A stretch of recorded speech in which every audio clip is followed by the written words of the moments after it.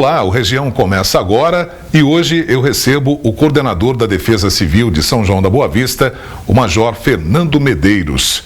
Major, seja muito bem-vindo, obrigado pela sua presença aqui no Região. Nós vamos abordar aqui a atuação da Defesa Civil na cidade, discutir temas importantes sobre a prevenção de desastres, a capacitação das equipes e a resposta às situações de emergência que afetam a comunidade.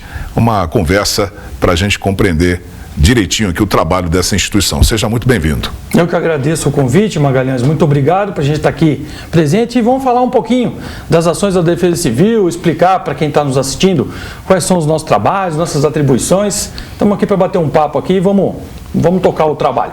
Então vamos falar sobre a reestruturação pela qual passou a Defesa Civil de São João da Boa Vista. Há pouco tempo atrás, quando se falava em Defesa Civil, a gente pensava num arremedo, numa organização frágil, né, não profissional. O que é que mudou de anos para cá em relação à infraestrutura da Defesa Civil de São João da Boa Vista? Então, essa estrutura que a gente está tocando agora, que já é conhecida aqui na cidade, ela começou aí em meados aí de 2021, 2022, que ela veio se estruturando, e isso até por força de lei, né? A gente fala que a Defesa Civil, ela remota lá da Segunda Guerra Mundial. Então, onde começou essas ações de defesa civil, né? Então, isso começou lá no período de guerra, que era até para proteger as pessoas em situações de situação de guerra mesmo, né? E de lá para cá, isso mundialmente, inclusive aqui no Brasil, foi tendo essa evolução gradual, né?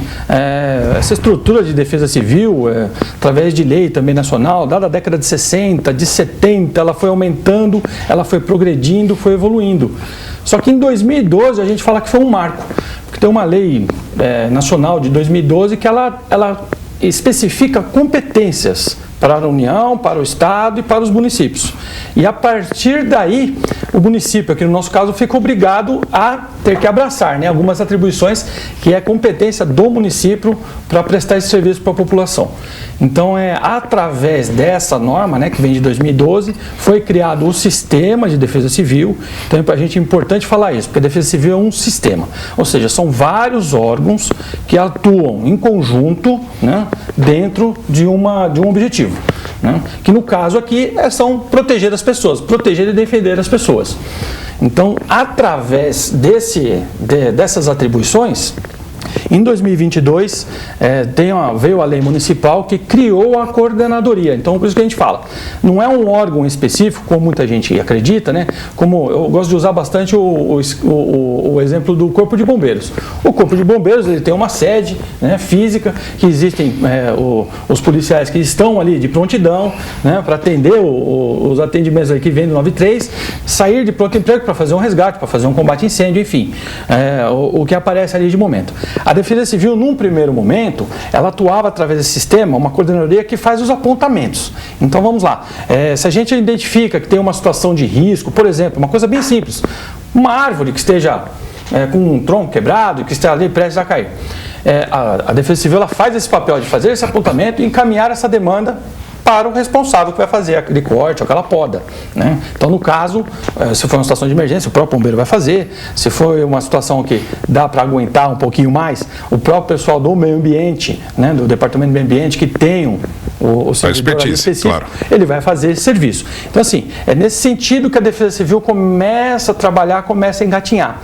Só que a gente vê que, devido às demandas, né, e inúmeras atribuições que acabam aparecendo, é importante que cada coordenadoria tenha um corpo também, tenha um efetivo, né, específico para atuar nisso, porque deixa a coisa mais ágil, né? A coisa funciona mais rápido, você consegue trabalhar com uma resposta melhor.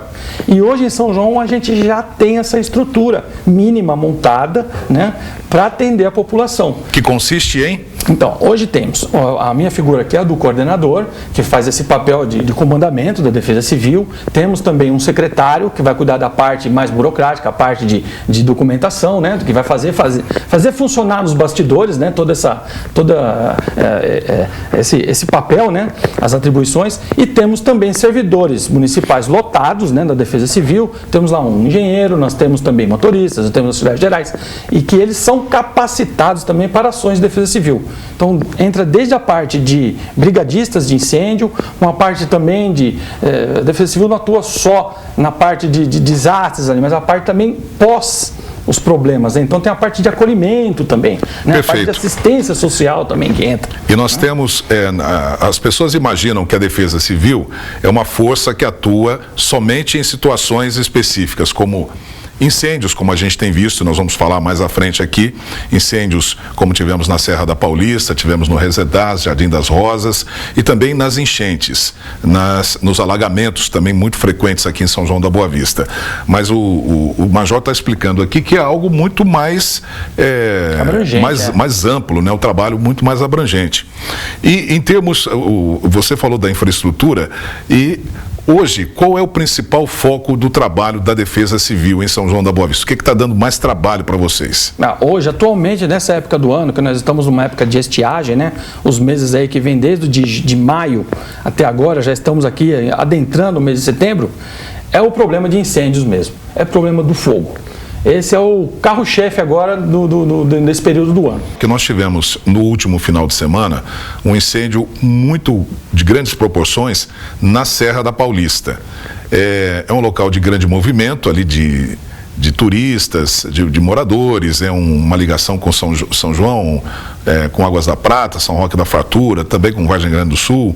Então, como é que o senhor vê essa situação especificamente na Serra da Paulista? Qual teria sido a causa desses incêndios na Serra? Então, como bem colocado, né?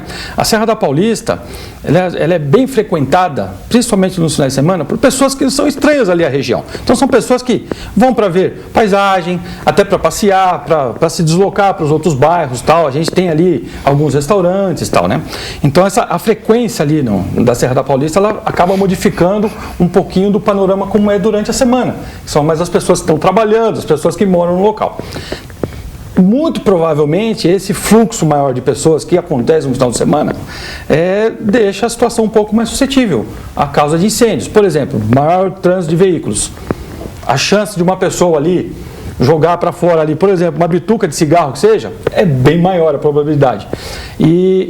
Eu acredito que a causa desse acidente específico foi alguma coisa no trânsito mesmo desses veículos ali, de alguma coisa de cigarro e tal, porque realmente a gente não conseguiu identificar lá nenhuma queima para limpeza de terreno, né? Ou então alguém que foi lá e tentou queimar uma porção de lixo, alguma coisa para limpar, né? Que é uma cultura também que a gente pede para que não seja praticada. Né? Exato, mas sobretudo na agricultura, né? Aqueles agricultores mais tradicionais usam a queima do pasto, né, para renovação. Né, a renovação da vegetação. Para limpeza, até às vezes fica mais rápido. Só que aí prejudica a fauna, né? Também. É terrível. A qualidade do ar também fica comprometida, né, com relação a isso. E vale lembrar, né, que essa prática ela tem previsão criminal, que é colocar incêndio, né, provocar o fogo. Existem legislações estaduais e municipais que proíbem esse tipo de prática, né, de colocar um fogo para limpar terreno, para preparar para a lavoura. Né. Agora, nesse caso específico da Serra da Paulista, como o mato está muito seco, né? O capim às vezes está alto e às vezes o próprio proprietário do imóvel lá da área não fez a devida limpeza do terreno, porque ele também tem essa atribuição, essa obrigação de fazer aceiros, né? Principalmente próximo às marginais ali da estrada da Serra da Paulista, fazer a limpeza também completa, tirar o mato seco que está ali. Então, se ele também não faz a parte dele, né? Uma outra pessoa desavisada que está ali, que também não tem muito comprometimento com a região ali, às vezes numa atitude dessa assim, né, impensada, né, sem imaginar nas consequências, né, de um ato tão pequeno, provoca aquilo que a gente viu nesse final de semana. Ali chegou a queimar, Magalhães, mais de 10 hectares de área verde, né? E inclusive pegando áreas de preservação permanente, área de IAPP. Existem algumas ravinas ali, alguns vales que têm curso de água, né? Então isso também prejudica o próprio sitiante que depende daquela água ali para fazer uma irrigação, né? No caso, água também. Major, no caso da pessoa que joga uma bituca de cigarro, ela está cometendo um crime inadvertidamente, Exato. né? E Como é que identifica isso? É uma questão cultural, né? A gente fala que... Legalmente falando, então, como é que fica isso? É muito difícil de você fazer um flagrante porque a pessoa jogou uma bituca de cigarro e provocou um acidente. Eu acho que é quase impossível você conseguir, né, identificar isso, né? E fazer uma pessoa é um crime. Responder por isso, é um né? crime. Então, responder é muito difícil. Então, a gente tem que tentar atuar mais na parte de prevenção, na parte educacional mesmo, né? Conscientização das pessoas com relação a isso. E os incêndios, eles ocorrem também muito à margem de rodovias.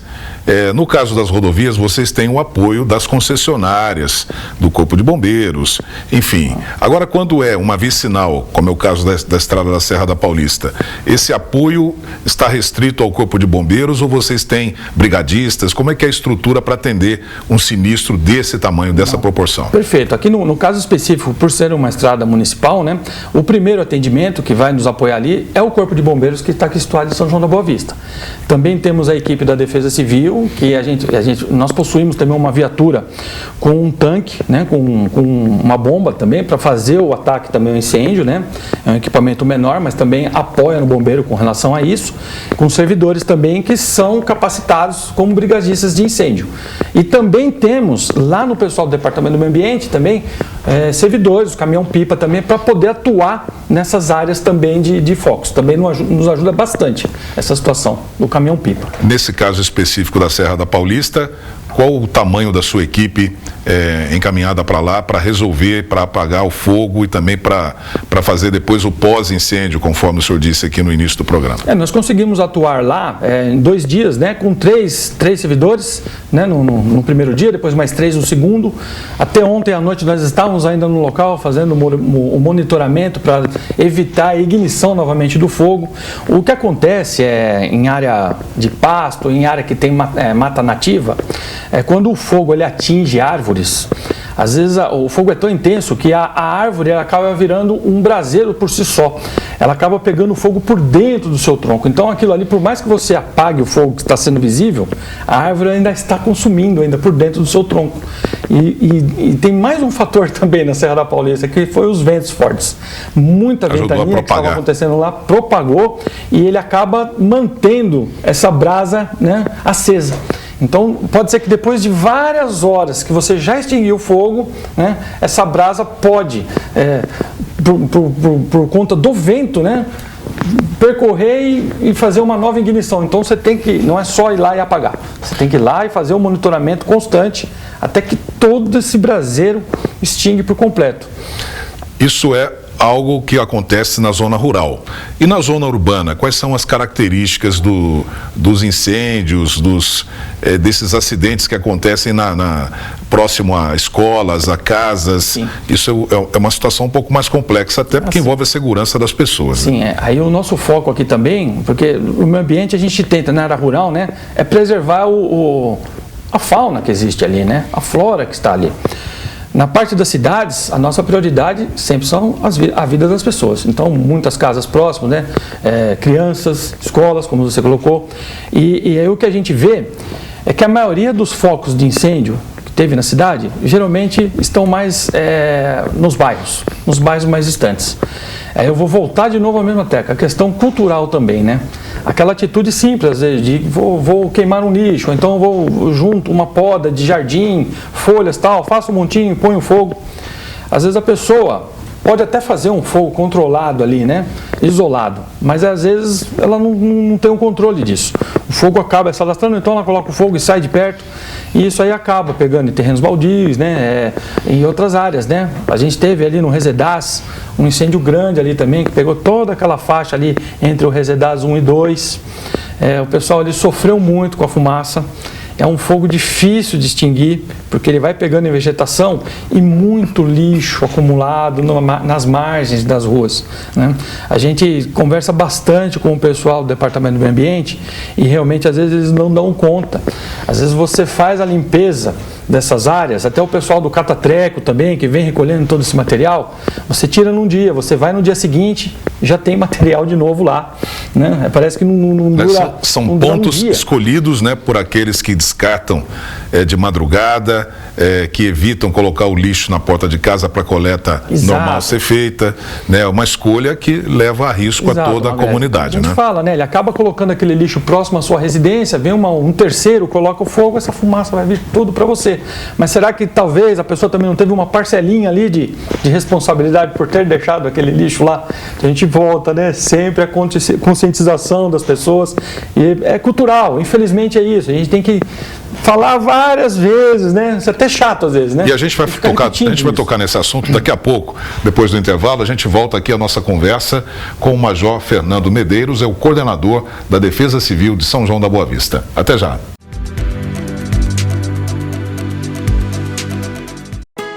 Venha conhecer o maior sucesso de vendas em São João, Guiomar Novaes. Só a 5 minutos do centro. Obras mais que aceleradas. Completa infraestrutura. Ainda dá tempo. Aproveite condições especiais. Visite plantão de vendas no local. Realização, garantia e financiamento próprio direto com a Sequoia. A cada momento, em cada passo, nos fazemos presentes. Estamos em 11 cidades do interior paulista, transformando a vida de mais de 67 mil pessoas.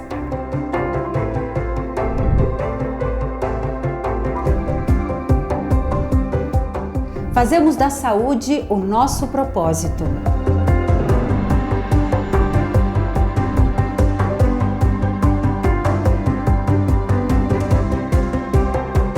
Nós somos a presença que transforma. Nós somos a Unimed Leste Paulista.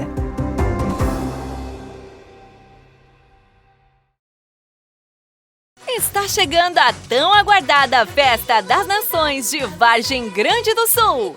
De 4 a 7 de setembro acontece a 23ª Festa das Nações na Praça da Matriz.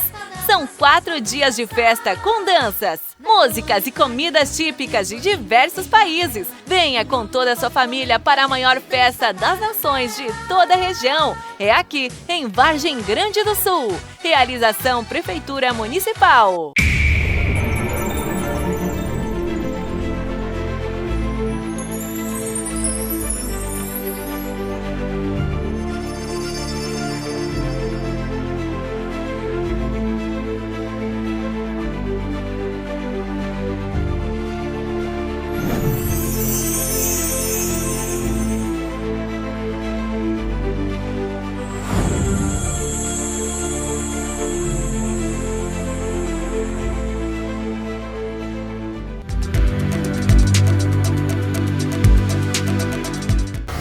Nós já estamos de volta aqui no Região, hoje com a presença do coordenador da Defesa Civil de São João da Boa Vista, o Major Fernando Medeiros.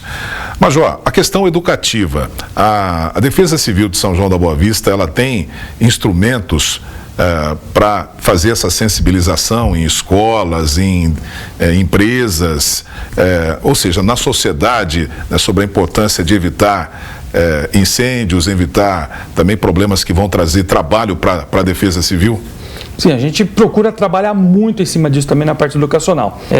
Temos até, dando um spoiler aqui, né?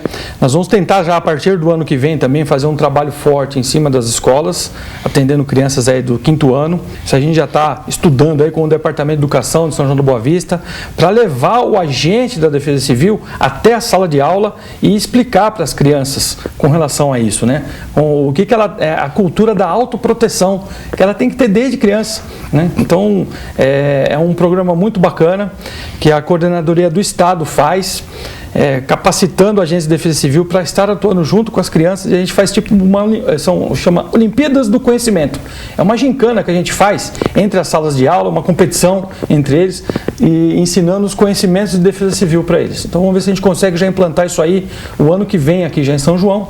E obviamente também qualquer demanda que venha a aparecer, empresas que queiram, através de reuniões com seus colaboradores, seus funcionários, que queiram levar uma palavra de defesa civil, a gente está à disposição também para atender. Fizemos também uma reunião no começo do ano com todos os diretores de escolas estaduais da região, aqui para falar de plano de contingência nas escolas, né? Também um trabalho que a Secretaria de Educação do Estado está fazendo junto com as escolas estaduais, com relação a o que os alunos, né, e os professores quais são as atitudes que eles devem tomar numa situação de desastre, uma situação de incêndio, uma situação de alagamento dentro da escola. Então a gente fala que isso é um plano de contingência que é montado, você faz depois toda uma estratégia do que você tem que fazer ali para as pessoas se manterem seguras, né, até a evacuação total do local, né. Então a gente já fez essa palestra também com eles no começo do ano, então a gente está trabalhando em cima disso também. E por falar em capacitação, em qualificação, né, também desses servidores que estão trabalhando na Defesa Civil, nós teremos aqui no dia 4 a presença do secretário estadual da Defesa Civil e também prefeitos, né, de todos os municípios da nossa região e também de outras regiões do estado de São Paulo, num grande encontro da Defesa Civil em São João da Boa Vista. Então, o senhor poderia aqui adiantar o que nós teremos nesse encontro? Sim, foi uma honra, né? São João da Boa Vista, ela foi escolhida para sediar, né, no próximo dia 4, esse encontro de prefeitos. A caravana da Defesa Civil que vai estar vindo aqui para São João da Boa Vista, atendendo pelo menos metade dos municípios que fazem parte da região de Campinas. Campinas tem muitos municípios, então eles resolveram dividir, estão vindo até aqui em São João da Boa Vista para fazer entrega de viaturas para determinados municípios, entrega de kits de estiagem para os agentes de defesa civil e para os municípios que aderiram ao programa do São Paulo Sem Fogo.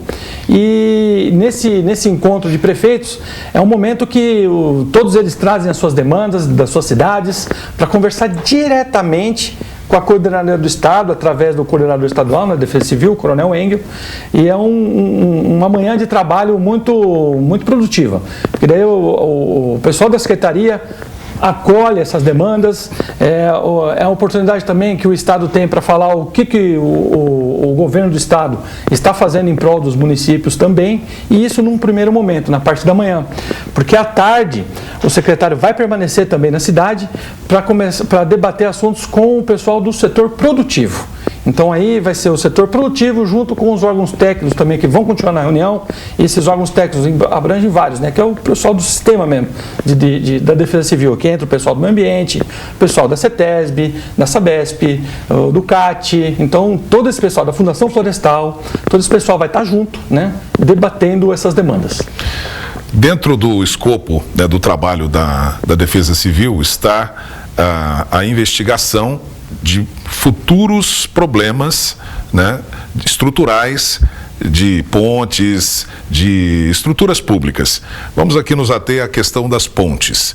Nós temos uma ponte que já está interditada há 8 meses, que é a ponte da Rua Campos Sales. Ela teve um problema estrutural. O que é que a Defesa Civil diagnosticou ali de problemas naquela estrutura que é muito antiga? Uma das atribuições da Defesa Civil é exatamente essa parte de prevenção, antes que o acidente ocorra. E no caso ali da Campos Sales, a gente fazendo o monitoramento, nós fazemos monitoramento não só daquela ponte, mas de todas as outras pontes que tem aqui na cidade, ela teve um problema do muro de contenção dela, né? Que é a base dela mesmo. Ali tem um complicador ali, porque o sistema de emissários de esgoto também da cidade, a maioria passam por baixo dessas pontes, que ele é por gravidade, então ele vai acompanhando as margens do Córrego São João, né? Então onde é a parte mais baixa ele vai acompanhando. Então ali é um trabalho até que em conjunto, porque não é só a manutenção da estrutura dessa ponte, existe um emissário também de esgoto ali, inclusive a Sabesp esteve também semana passada num trabalho ali também, né, para que esse esgoto não vá ser despejado, né, sem o devido tratamento diretamente no córrego, né. Então as obras já iniciaram lá, ela demorou um pouco, porque ela precisou ser feito um projeto para ver qual que era a melhor solução para aquela estrutura. Optou-se pela sua manutenção mesmo, né? Não vai precisar derrubar toda a ponte e fazer uma nova, vai ser feita a manutenção daquela estrutura que já está ali, a empresa já foi contratada e ela já está fazendo o trabalho. E a gente tem também, além do problema da ponte da Campos Sales, essas pontes muito antigas, né, sobre o rio, o córrego São João, na Hugo Sarmento, por exemplo, tem uma ponte ali que também está merecendo atenção da Defesa Civil. A maioria Aliás, isso se estende às outras pontes que estão aí ao longo do córrego São João? Era isso que eu ia falar, então, não só a ponte da Hugo Sarmento, mas praticamente quase todas as outras pontes que o córrego São João passa, elas são pontes antigas, são lá da década de 70, né? Algumas têm até plaquinha, né? Até hoje, né? E a gente até fala que o material que foi usado naquela época era um material forte, resistente, tanto é que está lá até agora, né? Só que demanda manutenção com relação a isso. A água, a calha do rio, naquela época, ele comportava um determinado volume de água, né? Hoje a cidade já está bem maior, a impermeabilidade também da cidade, né, diminuiu. Sim. Então o córrego São João, ele acaba suportando muito mais água do que antigamente, do que 50 anos. Exatamente. Então, e a ponte também, ela tinha esse nível de água até onde chegava. Hoje a gente vê, ele transborda em vários pontos, né, por conta disso também, né, os pontos conhecidos já, né, suscetíveis a alagamento. Aquela parte mais baixa da Campos Sales, onde a gente já tem a ponte interditada. A gente tem um trecho ali também na próxima à rua Riachuelo, também ali, que também costuma transbordar. O pessoal também da Oscar Johnson também sofre bastante ali, né, que seria a parte mais alta do córrego São João. Claro, já houve obras de mitigação, né, para tentar melhorar isso com a construção dos piscinões. E está prevista agora a construção de um terceiro piscinão. Exato, também. A gente já tem o piscinão lá da Henrique Martarello, que ele trabalha muito bem ali, evitando que essa água toda desça para o centro. O piscinão também do Recanto do Lago também é perfeito com relação a isso. E já existem estudos ali para fazer um piscinão ali naquele córrego do Jardim Aeroporto, né, ali atrás da garagem dos ônibus, né, para fazer um piscinão. Existem também estudos através do Departamento de Planejamento para fazer também uma outra bacia de contenção ali próximo ao Jardim Leonor, né, atrás do Big Bom, que tem aquela área verde, também fazer um piscinão por ali. Ou seja, são ações, a cidade cresce e a cidade precisa se adaptar com relação a isso. O ideal é que não houvesse as residências, né, encostadas, né, imediatamente encostadas. Não, há casas que foram construídas em cima do córrego, né? A gente tem, inclusive, a gente tem no casos... No bairro do Rosário você tem casas construídas em cima. Em cima, sobre o leito, né? Então é uma situação que precisa ser corrigida, né? Futuramente isso realmente atrapalha, né, até a natureza, né, da água descendo, mas é um constante monitoramento. As áreas de várzea foram suprimidas com o tempo. Exato. Porque antigamente não se existiam, né, leis que protegiam, né, e que faziam essa visão do futuro, né, que pode acontecer para frente, né? Então, não que as pessoas que tenham casa também beirando o córrego são culpadas, né? Elas estão lá há muito tempo, foram autorizadas a fazer. Fizeram conforme a lei permitia naquela época. Então, não há o que se falar com relação a isso. O que precisa ser feito é isso, é manter essas pessoas protegidas, o patrimônio delas também protegido, né? Porque elas tiveram toda uma vida ali, tem todo um investimento ali da casa, de um barracão comercial e tal, então não é simplesmente tirá-las de lá, né? A gente tem que melhorar essa calha, né? O aprofundamento da calha seria uma saída?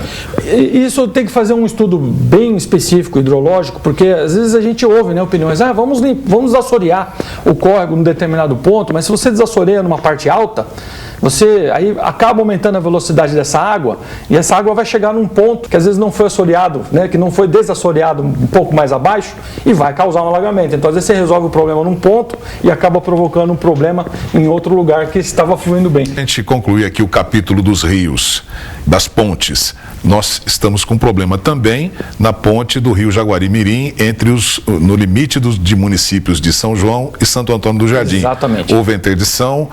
O que acontece ali? Qual foi o abalo na estrutura da ponte? Nós estamos já fazendo também o constante monitoramento. Ali, a ponte em si, a estrutura dela está íntegra. É uma ponte antiga, construída pela Companhia de Energia CESP, antiga CESP, na época. Ali, na verdade, é a divisa de estado, né? Aquele trecho divide os estados de São Paulo e Minas, São João e Andradas. Então, muita gente acha que quando você está chegando, saindo de São João, indo para Santo Antônio do Jardim, você está chegando na ponte, você está saindo de São João e entrando em Jardim. Na verdade, você está saindo de Andradas e entrando em São João novamente. O mapa é até interessante. É interessante. Então, ali na verdade, a divisa é só uma curiosidade, né? Mas é a divisa ali dos estados, né? O lado que seria de São João pertence a Andradas ali, a cabeceira. O outro lado é São João, 50 metros depois já é Santo Antônio do Jardim. Então, o mapa ali é uma tríplice divisa. Isso, vai ser uma ação, então, conjunta das prefeituras de São João, Jardim e Andradas. E Andradas, Inclusive, já foi feito a gente fez uma reunião no gabinete do prefeito em Santo Antônio do Jardim, providenciando quais seriam as ações que seriam feitas ali. A ponte, então, retomando, né? A estrutura da ponte está íntegra. O problema dela estão nas cabeceiras. Ou seja, é o aterro que faz chegar, né? O asfalto que chega na ponte. Então, ele sofreu uma erosão na parte de baixo dessa cabeceira e o afundamento do asfalto. Então precisa ser quebrado ali o asfalto, fazer novamente esse aterro, né, dessa cabeceira, completar, né, com pedra, com material ali que é bem compactado e fazer de novo a parte da asfalto. Igualmente as pontes aqui sobre o córrego do São João, essa ponte também é uma ponte antiga. Essa situação se repete também em outras pontes do Rio Jaguari-Mirim, aqui em São João da Boa Vista, ou é um problema localizado ali entre São João e Santo Antônio do Jardim? Que nós temos conhecimento das pontes que nós monitoramos, né? Ou especificamente foi só aquela ponte que deu um problema na cabeceira. Porque nós temos outras pontes, nós temos a ponte ali também da saída ali para Vargem Grande, né? No bairro de Santa Clara ali, do Pratinha. Também temos uma ponte grande ali também, que passa sobre o Rio Jaguari. As demais pontes também do próprio município, né, sobre o Rio Jaguari, nós tentamos monitorar todas. Volta e meia tem um agente lá debaixo da ponte, lá verificando a estrutura, a gente leva o nosso engenheiro também para dar uma olhada. Então, especificamente é pontual, esses problemas são pontuais agora. Nessas pontes específicas, já estamos na mira de outras pontes, né, que provavelmente nós vamos precisar interditar para fazer a devida reforma, né? Então a gente até pede compreensão das pessoas, mas quando for o momento certo, nós vamos avisar e estamos monitorando. Enquanto não há interdição, o trânsito está liberado e não está dando risco ainda às pessoas. Major Fernando Medeiros, muito obrigado pela sua presença aqui na região. Agradecemos o convite, estamos sempre à disposição. E assim que se vocês quiserem bater mais um pouco um papo aí sobre defesa civil, a gente está à disposição sempre. Muito obrigado. E nós vamos ficando por aqui. Obrigado pela sua companhia e até o próximo Região.